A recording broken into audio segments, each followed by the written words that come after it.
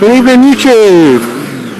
It's British Biker Matt coming to you at Chew Valley Lake, which you can't see because it's on my right. That's a shame because it's lovely. I want to talk to you about a few things. I hope you're well. Thank you for tuning in and watching. I really appreciate that. I got the missis on the back, so you can see how this bike moves with two people on it. And it's still really good, really strong, as you'd expect from a 600. So yeah, we're going to talk to you today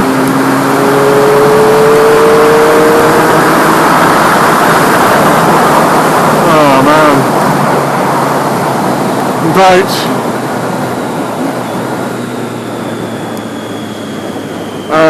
two test rides I got coming up, which is for the Yamaha R6 and the CXSR 600. Not because I'm looking to buy a new bike. I do love my Triumph. I wouldn't change that for anything.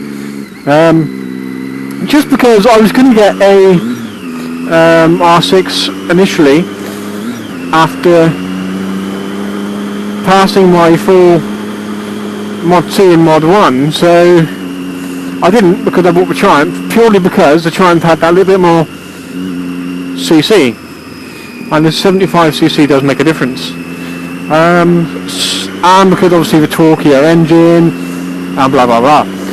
So I'm going to ride those on Friday, so if I can record it I will. If I can't, then unfortunately I can't. It'd be nice to see how they compare. The R6 is quite revvy apparently, and you do need to work it quite a bit, I'm told, to get to where you want to be. And with the Triumph, it just pulls constantly. There's no power band like on the other 600s where you have to hit 10,000 revs, 12,000 revs for something to happen. It happens all the time, which is great. You know, who doesn't want that? Also as well, be interesting to see what you guys think of the Triumph. It's nice to hear other people's opinions on a bike which they don't own, just to see how the bike is perceived among other motorcyclists. Now, if any of you have got a Suzuki 750, let me know what you think of that bike, because I was thinking I'm going to struggle to replace the Triumph as and when the time comes, and I get a bigger bike, because one, the Triumph sounds amazing,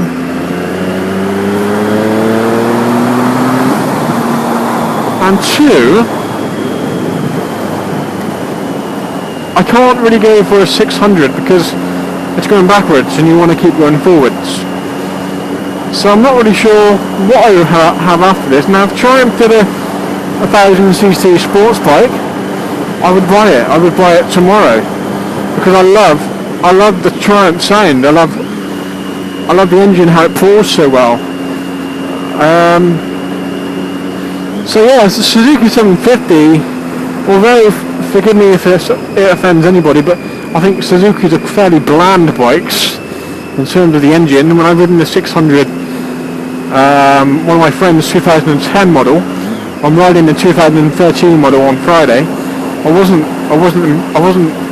don't want to say I wasn't impressed, but no character. It lacked character, and that's what I love about the Triumph, is they have full of character.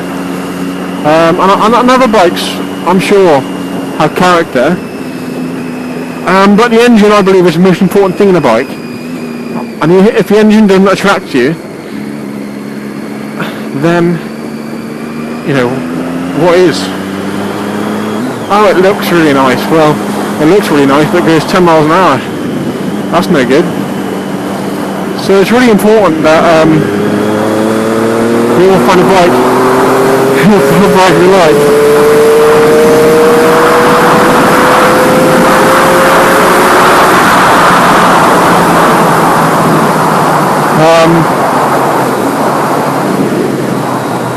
I'm and we find it well. That was a motorcyclist on the left there, which I passed a while back. I thought he might be there. That's pretty cool. So yeah, if you've got a 750, let me know. That'd be interesting. Very interesting.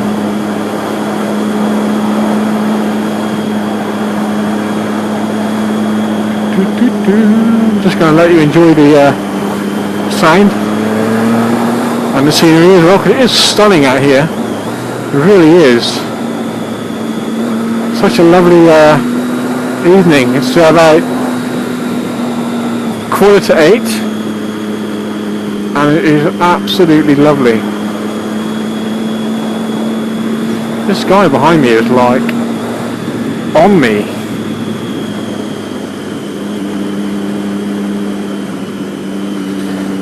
Might have to lose him. Roger that. We'll lose him in a minute. This bike can lose anything.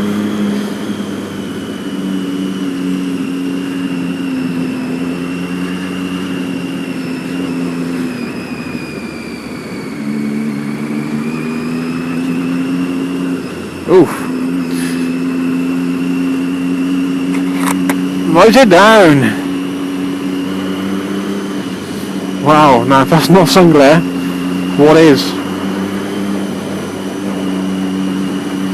Oh, this Mercedes pissing me off already.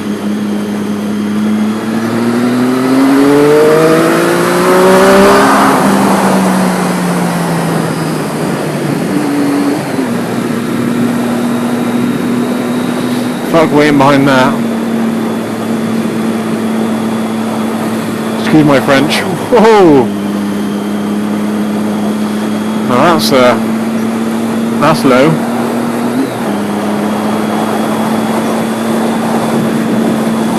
You have got to be careful with the glare on the road. That's a very, very low glare. Still drivable there. This helps to know where you're going as well. I do these roads quite a lot, so I am familiar with them. And what's up ahead? Sharp left coming up now, followed by a right, and then some. Well, it's a very steep right. There's the left. There's the right. Another left, and there's another right after that as well, which is quite nice. Here's a question for you: do you prefer turning left or turning right? I personally prefer turning right. Obviously, I can do either one. It's not really a problem. But I feel comfortable turning right majority of the time when I do turning left.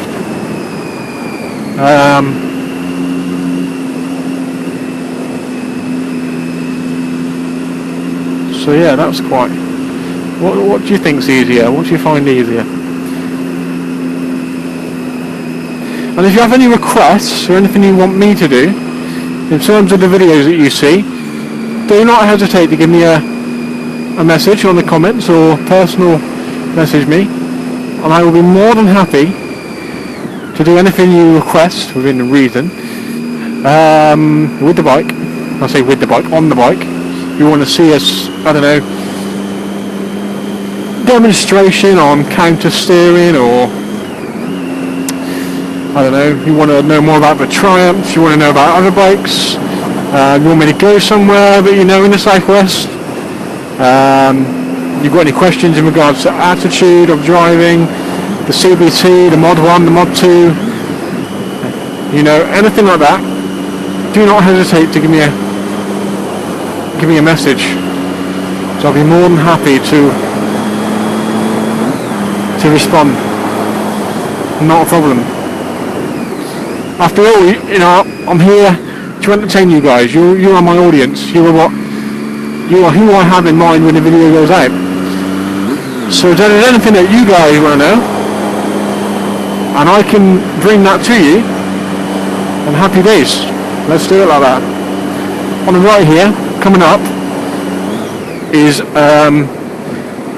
Blagden Lake. and I will hopefully have a nice view for you in a minute when I come around this corner without me getting off the bike. That's the plan. Ready for it? Here it comes. Can you see it? It's a big lake. Can't really miss it. It's the blue stuff in the middle of the picture. Somewhere around there. Yeah. Wow, it's very glary. It's quite nice though. Some would say difficult to ride in, but it's not too bad. So as long as you know where you're going. That is the biggest thing. You gotta know where you're going. If you don't know where you're going, then it does get difficult, unfortunately.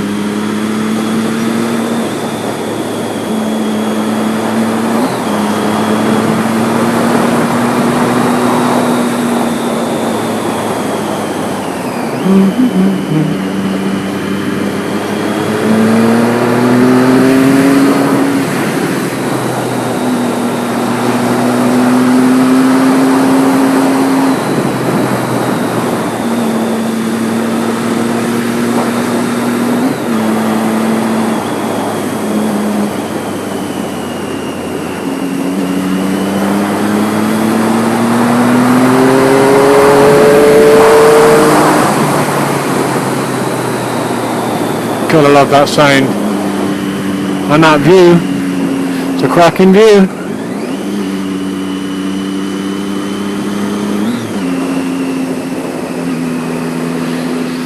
I do like riding in the countryside though. It's a real tranquility about it without sounding too,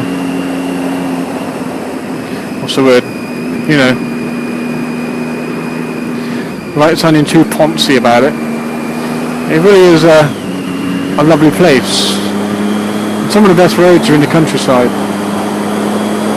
So it's nice to be able to have it on the front door.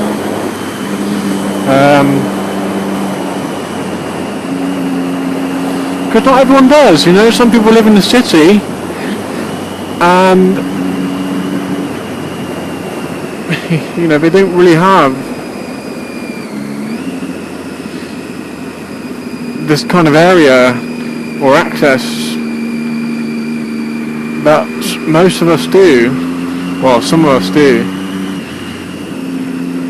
And those who probably do live in the countryside think, oh, it's good, but, you know, well,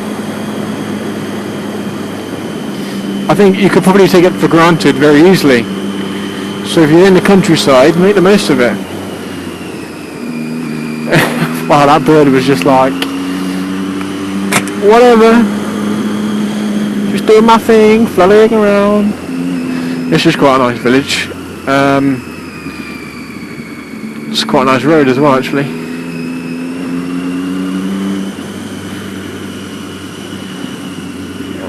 Always, check bud.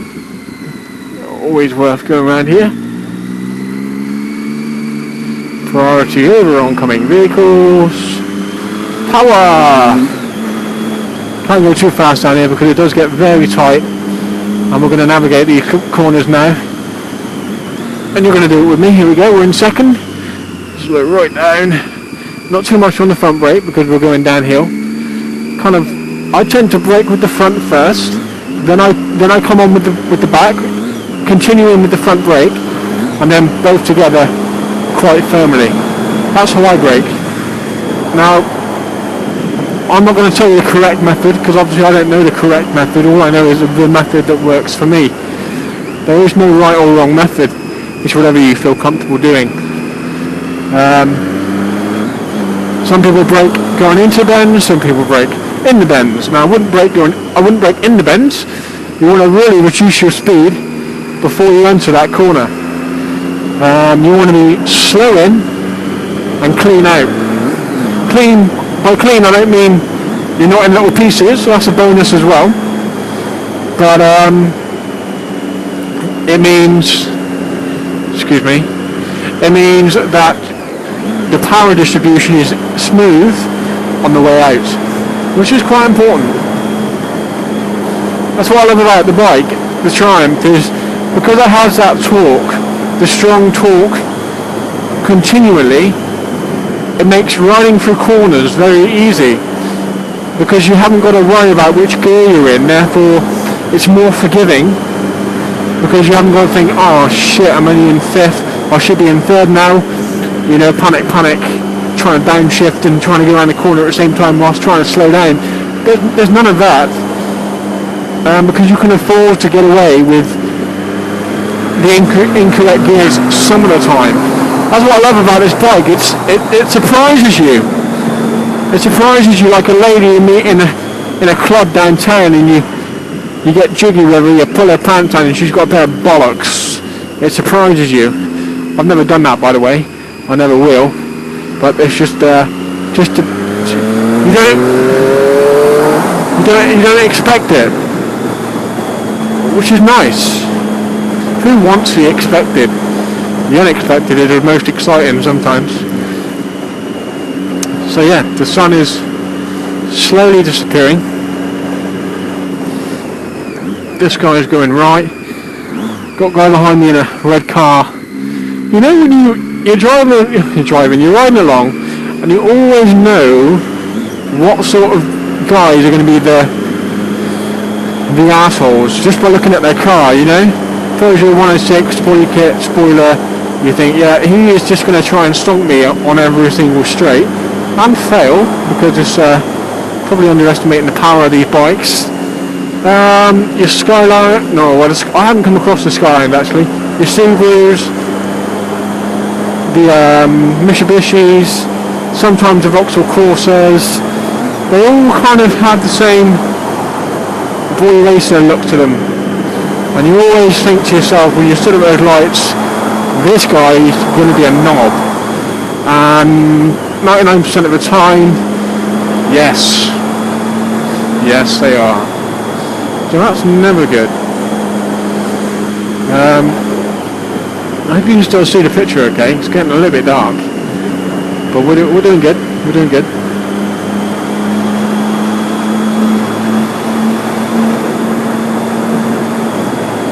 I need to slow it down a little bit.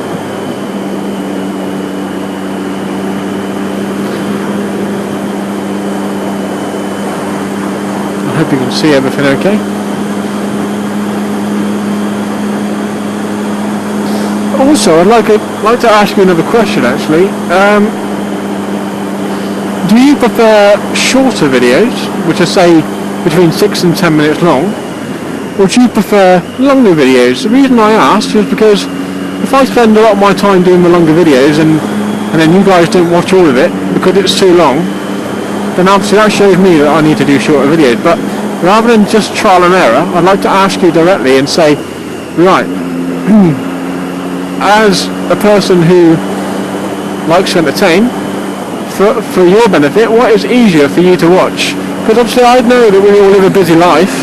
Some of us may not have time to sit down and watch a 12-minute video or 15-minute video. Others may look forward to the fact of watching a long video. What's best for you? Give me a sort of time scale of what you like to see in a video. Not like to see, but how long you like a video to last. So then I can do my utmost best to make sure that my videos fit your time scale nicely, and also something nice for you to watch as well, because that's quite important for me as well. You know, I want to do you guys not proud, because that sounds stupid, but I want you guys to be satisfied with the level of video, not in terms of the quality, because that's kind of beyond me, but certainly the length and the content. I want you to think, yes, this guy's considered us, when he's not just pumping out videos of la la la la la, and whoever watches it. You know, your opinions matter, and I'm more than happy to hear them. So yeah, give me a shout, let me know, because I'd love to know that you're happy with what I'm doing. It's really important to me. Right, take care guys. I'm going to love and leave you. Stay safe, and I will catch catch you very soon. This is British Biker Matt. Take it steady.